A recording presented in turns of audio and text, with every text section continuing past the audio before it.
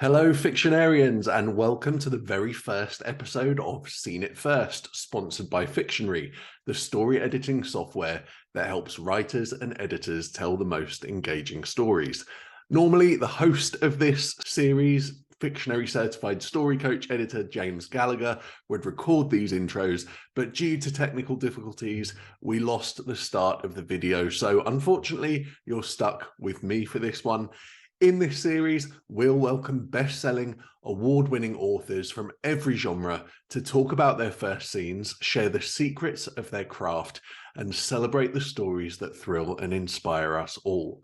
In this interview, we welcomed one of James's favorite writers, Jonathan Janz, the author of more than a dozen horror novels. I learned a lot. I know everyone who attended the live interview learned a lot, so we can't wait to share this with you. Of Janz, legendary horror author Brian Keene has said, Janz is as important a voice in horror fiction as King, Matheson, Lansdale, Poe, Lovecraft, Jackson, and Lehman were before him. Absolutely essential reading.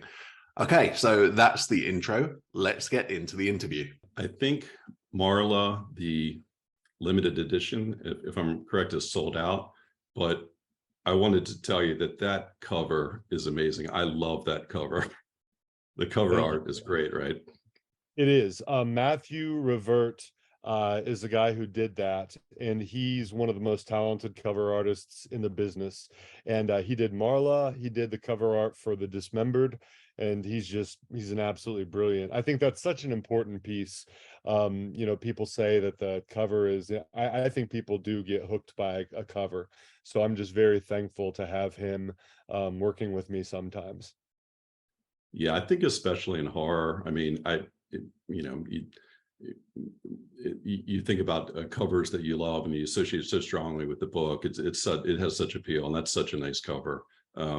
Also, I was excited about Veil. I mean, Alien, but I mean, a lot of horror fans think immediately of like Event Horizon. That sci-fi horror matchup is.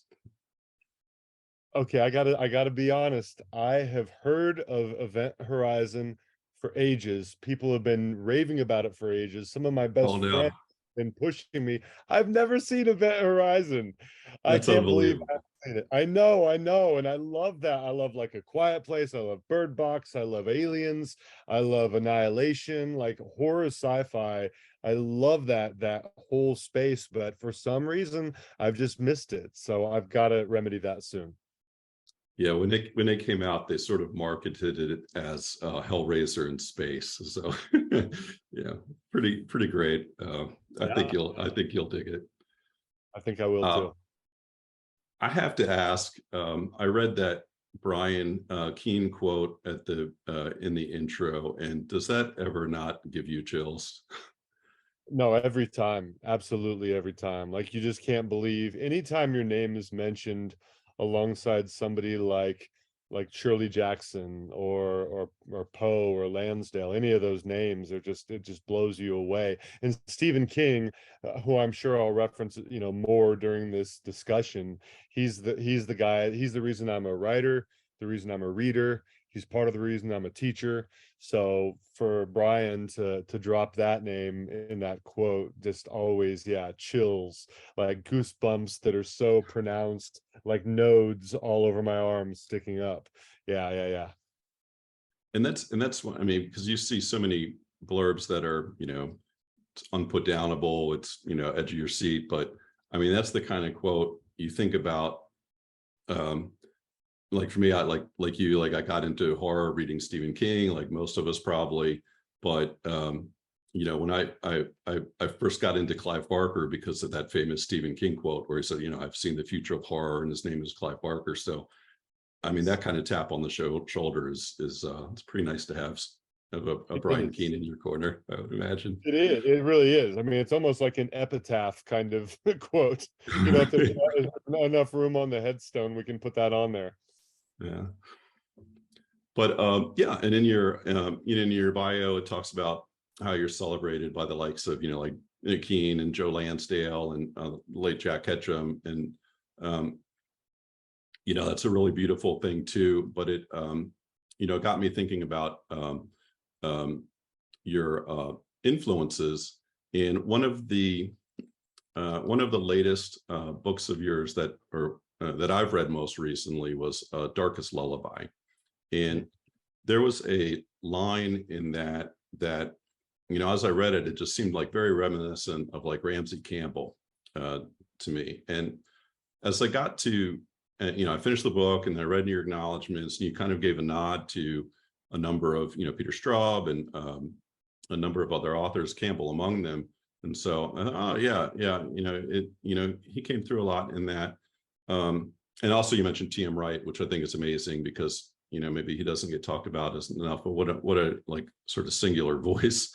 But, when it comes to those influences, because we have a lot of, people writing in the community, and how do you manage sort of the interplay of those all of your influences when you're writing while still putting on the page something that's uniquely Jonathan Janz?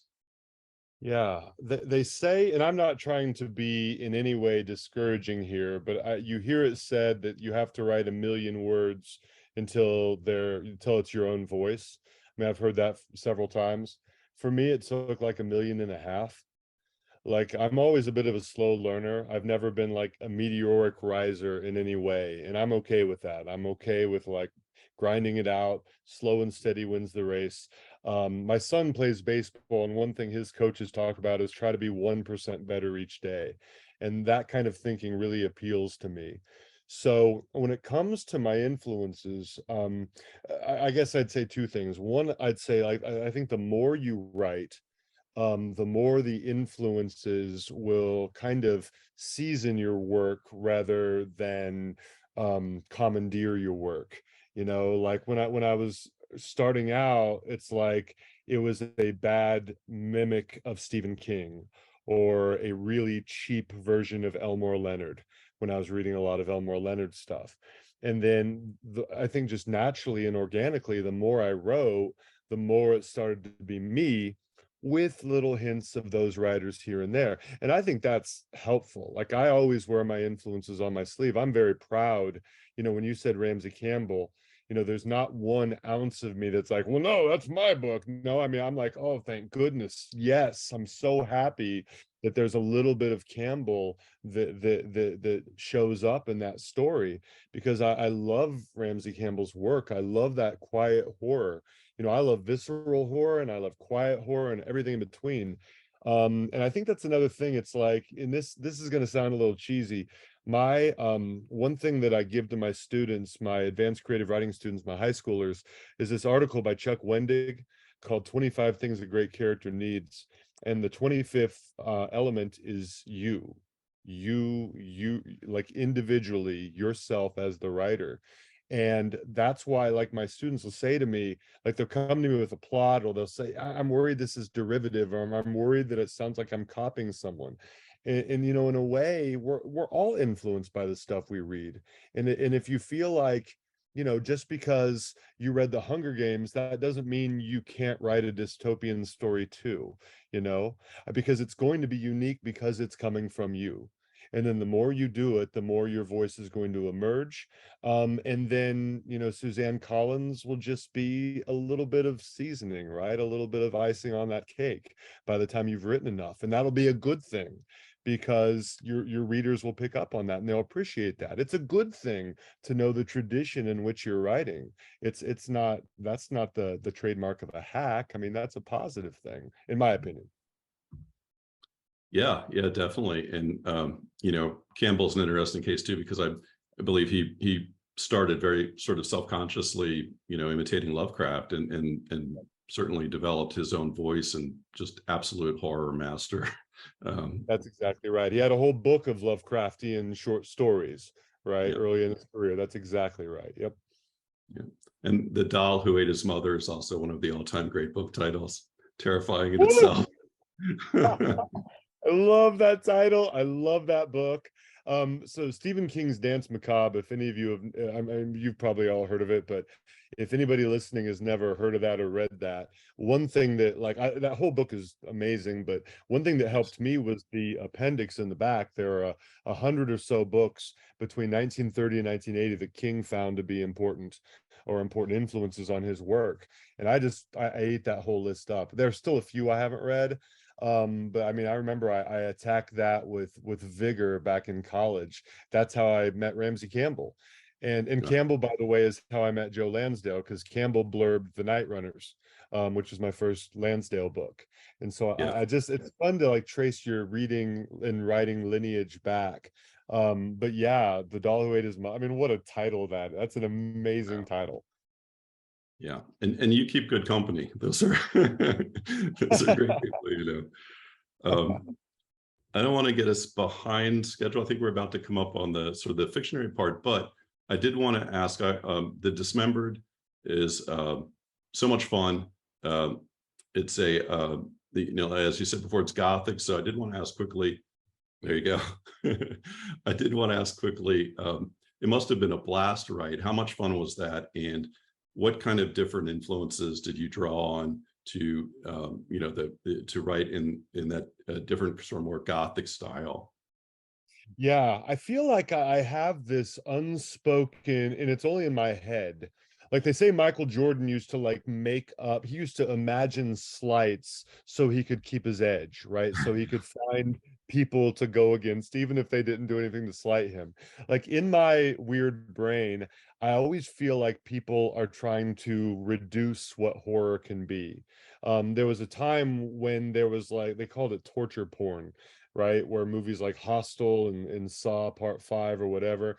And I'm not, you know, criticizing those films, but I think that people can be really reductive, right? And they would say, well, horror is just torture and body, you know, and splatter and all that stuff. And you know, I feel like it can show up anywhere. I feel like it can show up in any kind, and I feel like it can marry and mesh beautifully with any other genre. And so the show, I mean, you know, the obvious influences to The Dismembered would be like Dracula, Frankenstein, things like that. And those are certainly influences. But I also, with my wife, we watched Downton Abbey. We just really enjoyed that show, and we were kind of transported to that time period. I mean, I don't like the economic inequality of that time period, but it's like the show just had this romance to it and this charm to it. And I really loved a lot of the characters. And so, like, just as there are several sisters in Downton Abbey and a big mansion, there are several sisters in The Dismembered, in this giant mansion that was kind of inspired by Downton Abbey. So it's almost like, what if Downton Abbey were repurposed and reimagined as a Gothic horror story? And I think that's so much fun. Like you said, I had a blast writing it. Oh, and I love voices like that. I love voices like Bram Stoker and Mary Shelley. Like those voices, they're still read for a reason. They're so timeless. So it's so fun to like reread those and just let that inform my own voice a little bit. And you know, partner a little bit with them. That was fun. And I think that came through. I think I was smiling when I was reading the first pages because it felt like you were having a blast with it. So, and you know, I'd Good, recommend that to anybody. good, Um, good. so I think we're going to pull up Fictionary now. We've got the first scene from Jonathan's novel, The Dark Game. I picked this one because it's a great scene, but also it had been a while since I'd read it, and I went back and kind of, you know, read through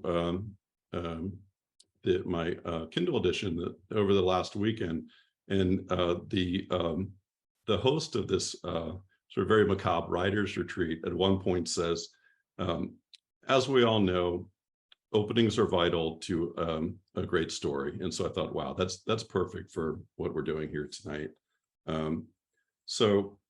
Jonathan, this is the Fictionary software where you load your manuscript into the software, and it's a great tool for revising your story scene by scene to check all of the important scene elements broken across character, plot, setting.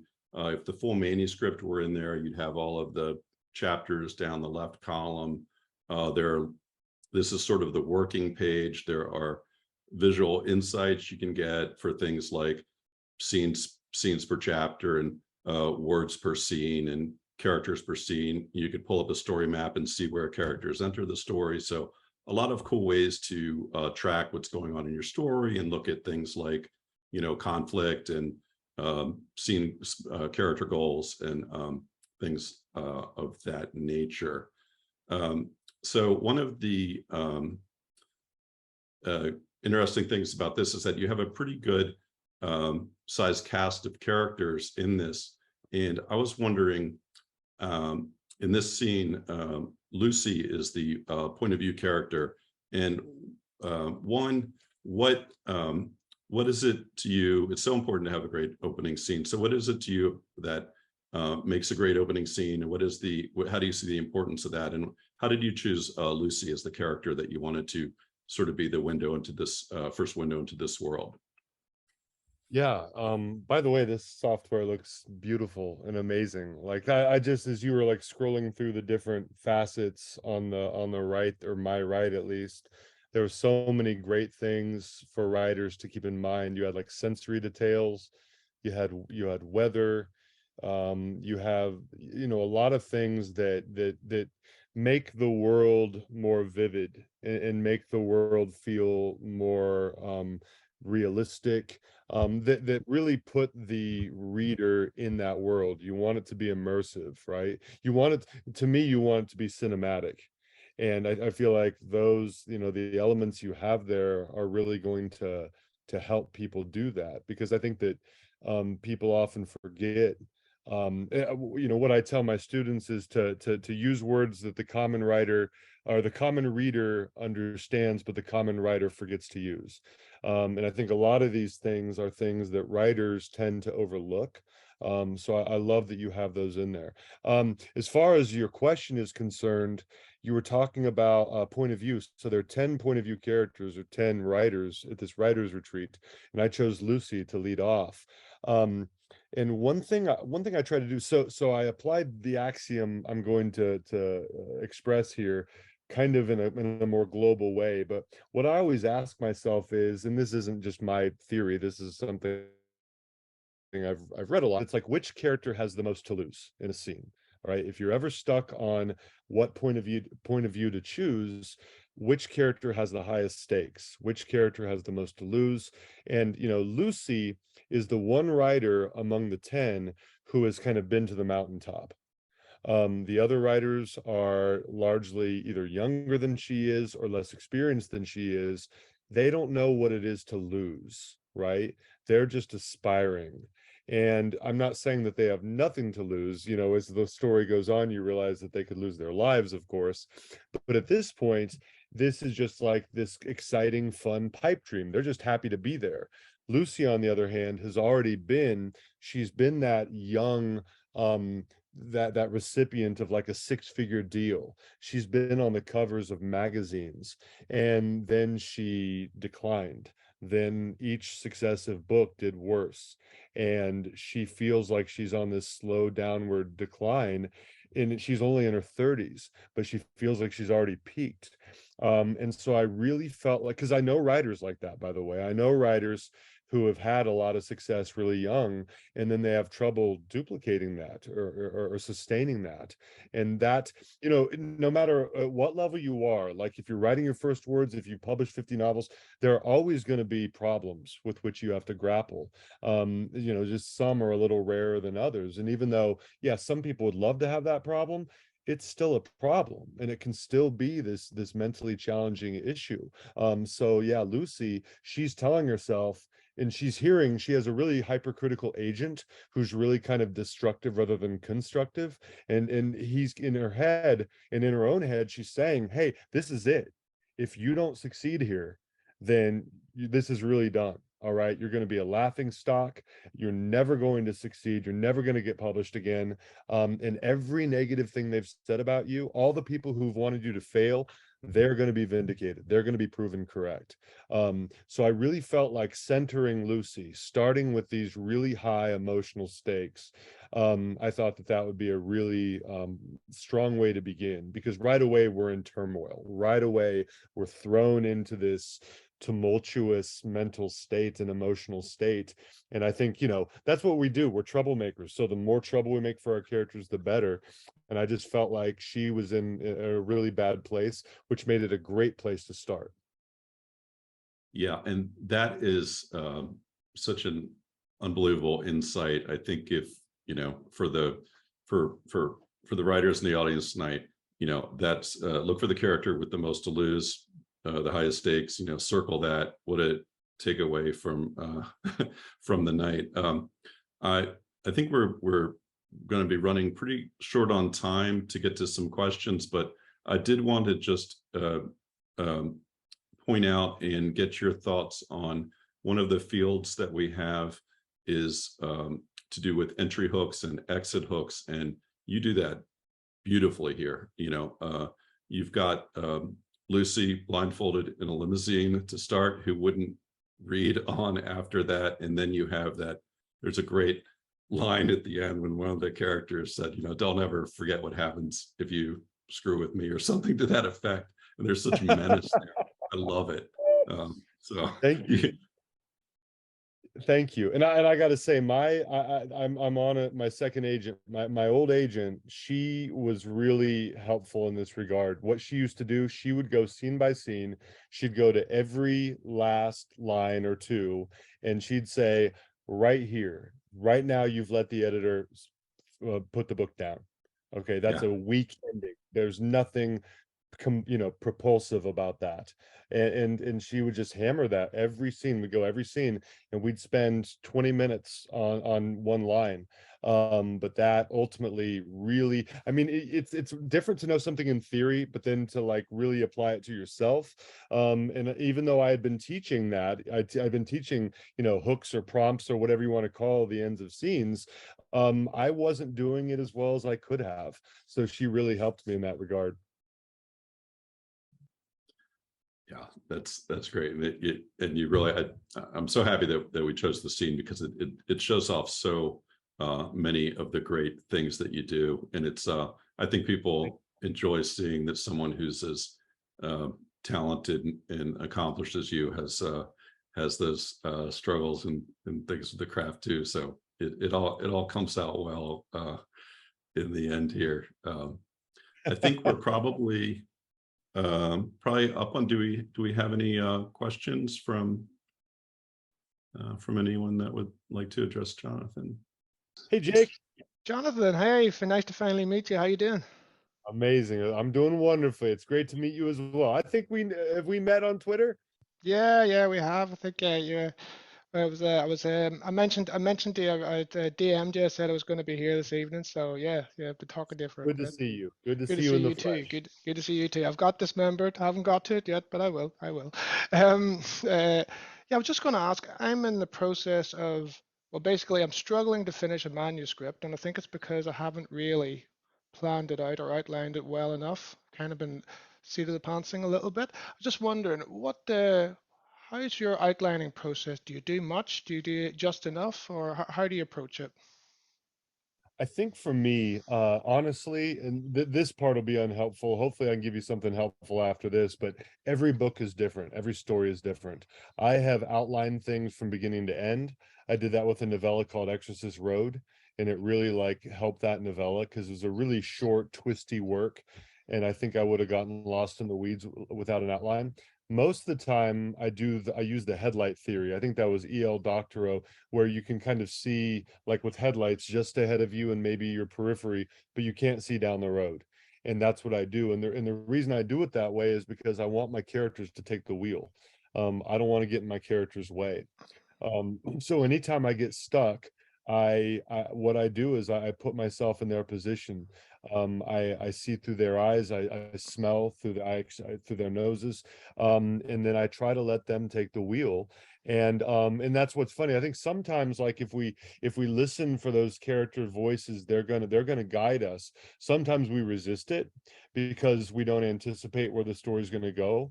But I think those are really our guides. In Marla, which was one that just came out in October, there was a really shocking twist that I resisted. And you'd think that after writing for as long as I have, that I would learn, I would know to just go with it. But I'm like, this can't happen. All right, this I can't have a major character death this late in the book. Like, but it was like the 70% mark, right? And I'm like, if this person's going to die, it's got to be in a climactic scene. It can't be here before the climax even happens. But that's where the characters were leading. That's where the story was leading. Finally, I just got out of the way and I wrote it, and I think the book is the better for it. So what I would do, this might not sound helpful, but I, go back through and read and, think about, okay, so what would wherever you're stuck at whatever point, or whatever point you feel like you veered off that path, go back to that point, and then really, like, divorce yourself of all your preconceived notions, all the ideas of what you wanted to happen in the story. And then I think that character is going to start leading the way, your POV character. At least that's usually the way it works for me. Sometimes I resist it, but when I follow it, it always leads me to the right place. I totally agree. I think I had a character reveal himself to me to be like the main traitor in the story, and I was gutted. I had such plans for him in the series, and I was devastated that he did that to me. And yeah, I've read Exorcist Falls. I think I talked to you about that on Twitter. So I know I haven't Yeah. read Exorcist Road yet, but yeah, great book. Yeah, thank you. And that's painful, right? Like, it's painful because you're emotionally invested. That's why I resisted. I didn't want this character to die. All right. But then again, that's part of what we do, is we've got to relax that emotional tether that we have and just, follow where it might, whether it's good or bad. But I totally I get that emotion completely. 100%. Thank you. Yeah, thank you, Jay. Appreciate it. Well, Jonathan, we're at the half hour here, and we're going to bring this to a close. But thank you so much. It was an honor to have you here. Everyone, I would encourage you to go out and read as much Jonathan Janz as possible. You won't be disappointed. And again, thank you so much for joining us tonight, and a lot of great insights for everyone. Well, thank you so much. It was genuinely fun for me to be here. It was an honor. I'm gonna go watch my youngest daughter. She is in Matilda the musical tonight, so I'm gonna wow. go across town and watch that. So, but I thank you so much for making this a fun. This was a blast for me. Jonathan, on behalf of Fictionary and everybody here, thank you. I bought one of your books live, and so did Jake. So there's going to be some scary reading going on this evening in some houses around the world. So that's kind of exciting. Yeah. Really thrilled to have you here. I love what you shared. There was some such key messages in there. And one I just want to bring out, the last thing that you said when you were talking about going with the story the way it went to go, and there's the artistry coming in, that we all know the form and here's how it should be, and then because you know how to write a story, you can do what you want and do it the artistic way you want to do it. And it's something that we try to get out to everybody, that you're the artist, and so you get to choose, and that's really fun. So thank you for sharing that with us. I love that. Thank you so much. And I love, it feels just looking at your software there, it does feel like that. It feels like, what you're doing is it's very additive, it's very additive to the process, and it respects the artist. And I think that's so important. I love that. I think that's just a wonderful approach that you have. So it's very cool. Thank you. Well, thank everyone for coming tonight. We'll be getting back together in a month for the second episode with romance author Delancey Stewart. So I hope to see everyone again. And Jonathan, what a great time having you on tonight. Thank you again. I had a blast, James. Thank you, everybody. I appreciate it. Night, everyone.